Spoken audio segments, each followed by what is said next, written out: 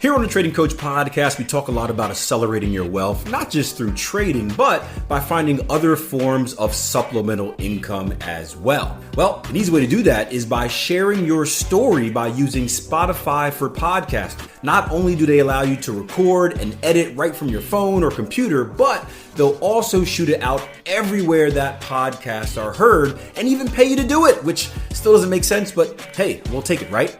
Video podcasts are also available as well, which is a really cool option if you're into sharing your charts and stuff like that.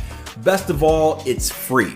So as someone who measures risk reward for a living, this is a no-brainer. So if you're ready to create, don't wait. Download the Spotify for Podcasters app right now, or go to www.spotify.com/podcasters to get started. Speaking of getting started, let's get started with the show.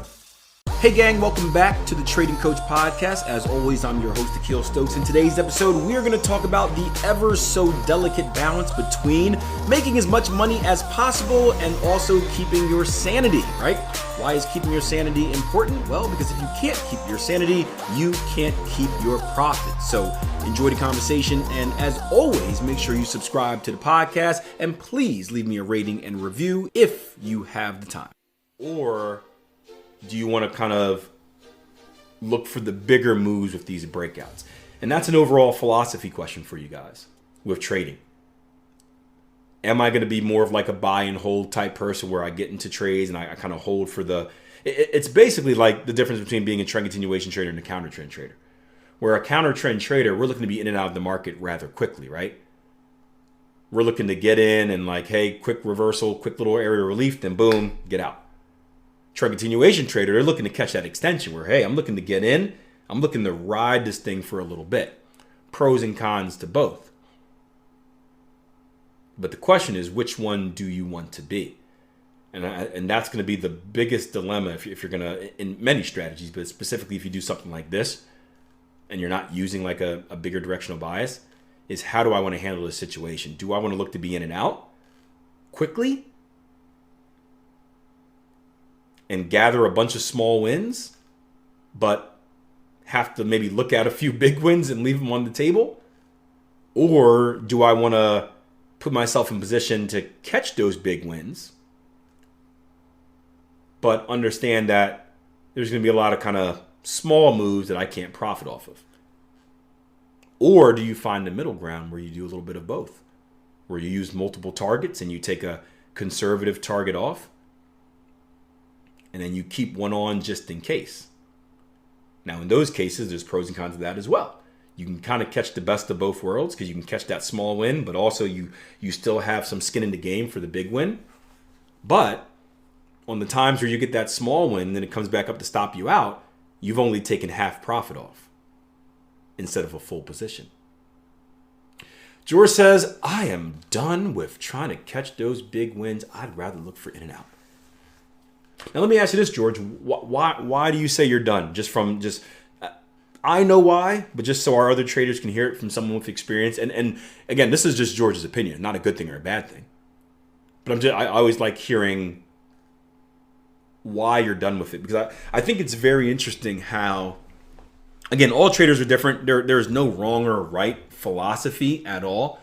But I do find it interesting how traders change, how a lot of traders change the more time they spend in trading in many different ways. It is very interesting. If you speak to a lot of traders that have made it over the 3-year mark, 5-year mark, 10-year mark, I love talking with, I guess, peers, I guess you would say, of mine whose mindset has changed drastically over the years. Like, and a good example is this. I think we all start off by like, hey, I want to be a 90% trader. No, 90%.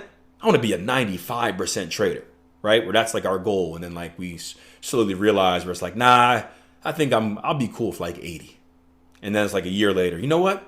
75 is okay with me. And then like fast forward 5 years later, it's like, I'm a 40% trader. Yeah, right? You don't even care, right? So I think that's a common thing with traders. You realize that you don't have to, nor do you want to win that much. I don't know if you guys heard, I just put out a podcast past, I think Friday, talking about the negative side of winning too much and how like the addiction of it and stuff like that. If you didn't get a chance, give that a listen. But that's one of the things that tends to change. I think another thing that tends to change with traders as we age and grow and become more experienced is that we tend to want less action. I think when we start off, we just want all the action. Like we're a kid in the candy shop. We got this new strategy, new strategies, and we got all this money for the first time. And we're like, I want to buy everything, right? I took my kid yesterday to he had a soccer tournament. We got shellacked by this team. He got a good goal though, which was good. But they were selling these soccer kits, these jerseys at a little stand. And like they had all of like the alternative jerseys, like the fun ones, and like of all the kids' favorite players. And I'm like, hey, you can pick one. And he just went like sugar high. Ran over there and he's looking at everything. And he's like, oh, I want this. I got Messi. Oh, Ronaldo. Oh, Mbappe. Oh, Haaland.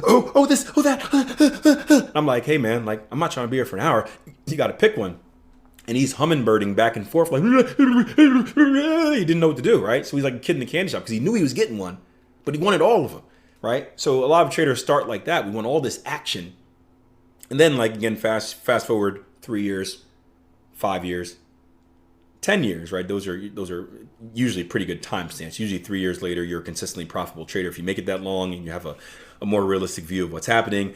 5 years, you're like a veteran trader. You're like, this is boring now. And in 10 years, like it's second nature to you.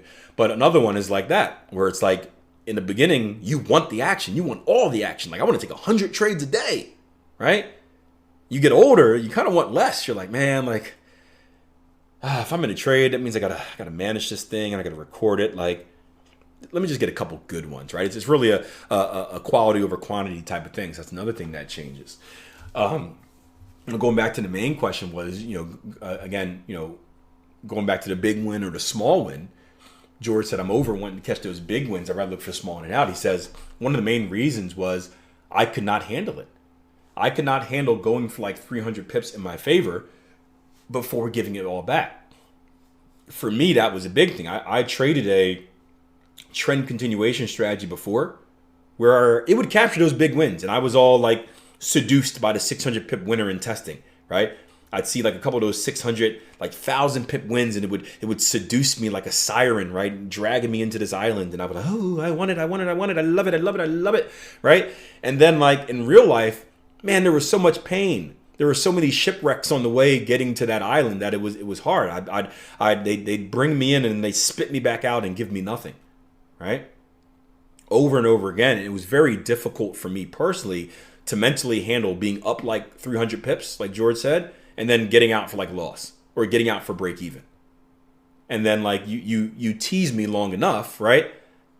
I start to cheat. And then of course, when I start to cheat, that's where the actual 600 pip win comes. And I'm sitting there with 100 pips in my pocket, excited until I see that it's gone up 600. And I'm like, mother, boop, right? Cursing out the thing. So it was this emotional tug that I wasn't really good at. We just had an example of a higher high, higher close inside bar on the Euro Yen we spoke about earlier. Higher high, higher close just became official. Cherry says, for me, in and out, because with the big wins, there's a big roller coaster of emotions. Yeah, it's more tugs, right? If you think about, trading, we think about it as a game of numbers and math and formulas and whatnot, reading and evaluating the market. It really is a game of managing emotions. Trading is really a game of how many times can I be teased and stand my ground. It's like a game of chicken. I think being in trading is like being in a game of chicken. It is like you standing in the middle. It's the running of the bulls. You're standing in the middle and someone tells you that, hey, you put this like little, I don't know what bulls are afraid of, but you put this like little garlic thing around you, right? And I promise that you'll be protected. Just stand there, right? And the bulls are coming at you, and like the first one that comes at you, you're scared, then it goes right around you. And you're like, whew. Then the next one comes and you're scared, it goes right around you, right? You can only take that so many times before like you freak out. And the more I trade, the more I understand trading is just, it is the market just trying to give you as much torture and as pain as possible to make you earn your profit. And that's why I don't watch charts when I'm in trades. I got to get away. So it is an emotional roller coaster seeing who is brave enough to handle it. So yeah, I'm with you on that as well, Cherry. Dennis says, my targets have also moved from the big wins to the smaller ones. I found the longer I am in my trade, my discipline starts acting up. I start tinkering to project wins, my consistent emotion. Yeah, and what's the common theme here, right? It's all emotions. It is all emotions. George said, also made me break my rules. As I wanted to take targets earlier, it made me start doubting my ability. Yep, it is all emotions. And when creating a strategy or when we always talk about finding your philosophy on the markets, it's not another shift that we make, right? We start off by thinking, I want the strategy that's going to make me the most money. But what we understand is that the strategy that makes us the most money can only make us the most money if we have the ability to execute that strategy, right? The best strategy in the world will produce a loss if someone keeps sabotaging it. Our job is to find that balance, right? We want to find a strategy that produces money and profit, but it also needs to be something that we know we can actually do. We know we can actually execute it. You know, I just finished watching Better Call Saul the other day on my trip. I got to finish it. Not really happy with how it ended, by the way. I don't know if you guys have ever saw it. It's I think I felt like the last 5 episodes were kind of just put together, but that's a story for another day. But one of the things that was happening is that, you know, Saul is this con man and they're doing all these things and they get greedy. One of the reasons he gets caught is because the balance shifts. He used to keep a very good balance of hey, I'm doing this bad stuff, but I'm only doing it to certain people are doing it in a certain way, and it becomes greed. It's just okay, I'm just doing everything to get the money. I just want to get as much money as possible now. And it gets sloppy and they get caught because he got greedy.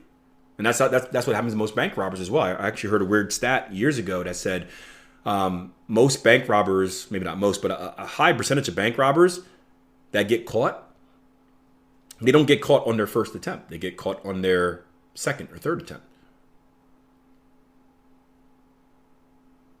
They probably get overconfident. They probably get greedy, right? Something changes. So yeah, that's a big thing. We need to find that balance between, hey, this makes us money, but it's also something that I know I can emotionally deal with. Understanding that if I can't emotionally deal with it, I'll never be in a position to make the money anyway. So what's the point?